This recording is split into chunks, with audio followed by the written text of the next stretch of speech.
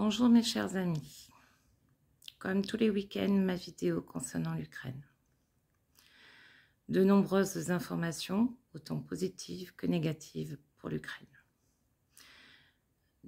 Vous avez certainement dû tous entendre parler de cette fameuse opération ukrainienne qui s'appelle Spiderweb et où des drones ont surgi de camions et sont allés attaquer des infrastructures militaires russes et notamment des avions importants, l'équivalent d'AWACS, donc ça c'est des avions de renseignement, mais également le Tu-160 qui est donc l'avion qui porte notamment des ogives stratégiques, et quand je parle d'ogives stratégiques, c'est aussi le nucléaire.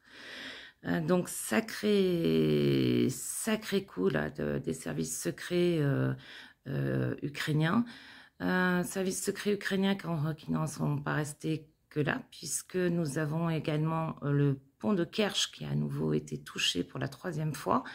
Là, c'est un pilier, ce qui met la structure même du pont en danger, puisque ce pilier a été bien abîmé et que ça s'est fait de façon sous-marine.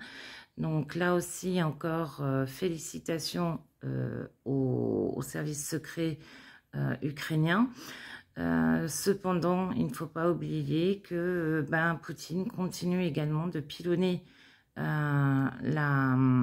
l'Ukraine avec les forces qu'il a. Ce qui est important de savoir, c'est que cette semaine, il y a un bâtiment de l'oblast de Kherson, donc même de Kherson, qui a été détruit. C'est un bâtiment administratif, le bâtiment administratif de l'oblast de Kherson et de Kherson.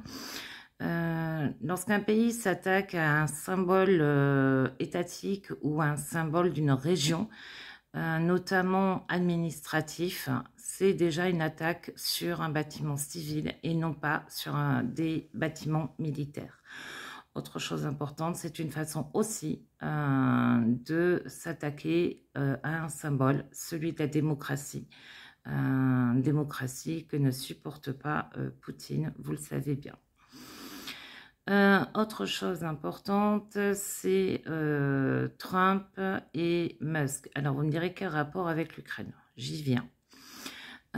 Ils sont en train là de s'écharper comme deux collégiens, deux gamins, à qui sera le plus fort, à qui lancera l'attaque la plus forte. Ça y est, ils sont en train de divorcer, ils ne s'aiment plus et c'est la guerre entre eux. Eh bien, le président Trump a indiqué qu'il allait laisser les Russes et les Ukrainiens se faire la guerre pendant quelque temps, que ce sont deux enfants qui se font la guerre. C'est une façon de considérer des pays d'une manière encore très normale. Chez Trump, on voit son vocabulaire restreint. Et c'est incroyable qu'il en soit là. Il va même plus loin. Il a dit qu'il ne donnerait pas les armes à l'Ukraine parce que l'Ukraine ne montre pas par les attaques qu'il a fait qu'il veut la paix, ce pays. Donc là aussi, c'est complètement aberrant. Voilà, c'est infernal.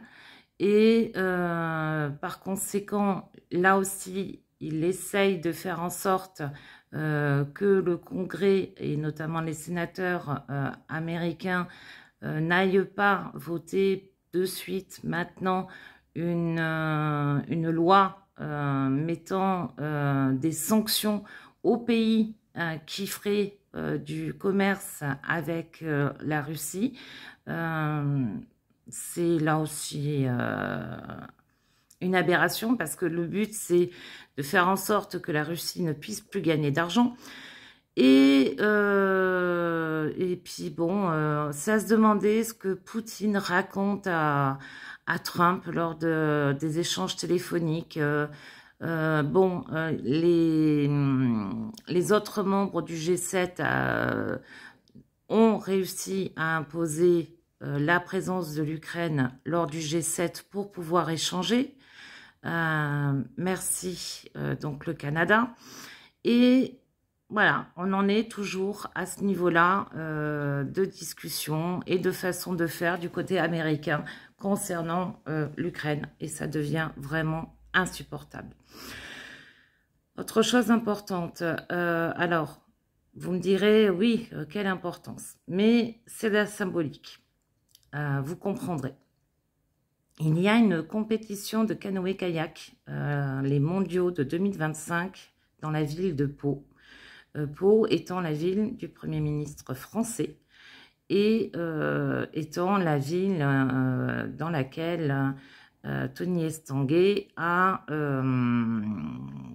fait toute sa carrière sportive. Tony Estanguet, rappelez-vous, a donc géré les JO 2024. Eh bien, il s'avère que lors de cette compétition, des Russes vont pouvoir être réintroduits dans le circuit international en arborant une bannière neutre. Alors, vous me direz, ben, où est le problème? Le problème, c'est que nous savons très bien que le sport est un moyen de propagande pour la Russie et pour Poutine.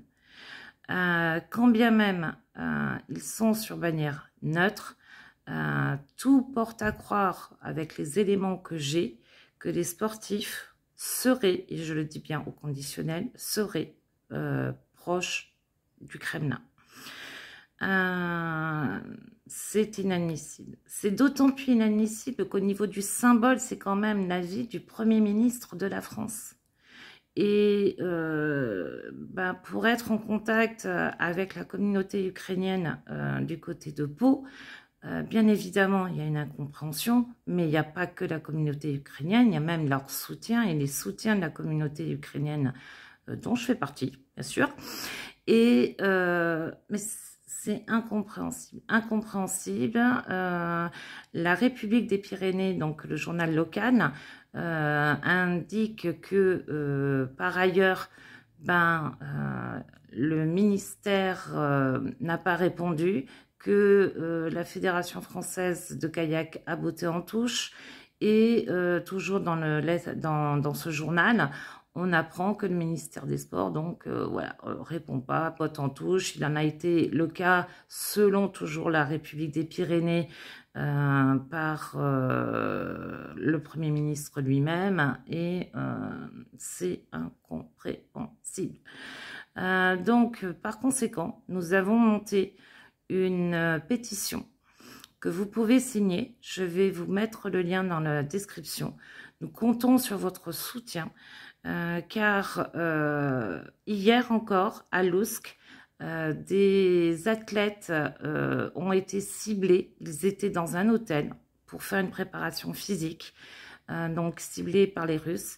Et nous avons des athlètes ukrainiens qui sont décédés au combat ou qui sont faits prisonniers en Russie. C'est notamment le cas du kayakiste Alexander, le kayakiste ukrainien, et qui ne sera donc pas à la compétition puisqu'il a été, il est fait prisonnier par la Russie. Donc, je compte sur vous, nous comptons sur vous pour signer cette pétition et la faire tourner autour de vous. C'est important, ce n'est pas qu'un symbole, c'est montrer que dans un pays comme le nôtre, le pays des Lumières, on ne peut pas accepter que de telles choses se passent. Je n'ai pas accepté non plus ce qui s'est passé à Roland-Garros avec la présence des Russes. Vous me direz, les athlètes n'y sont pour rien. Mais je vous répète, les athlètes en Russie servent de propagande à Poutine. Donc, ne donnons pas ce moyen à Poutine de faire de la propagande. Et toujours une pensée pour mes amis ukrainiens en Ukraine, qu'ils soient sur le front, qu'ils soient dans l'arrière ou des civils. Et bien évidemment, Slava Ukraini et Royam Slava.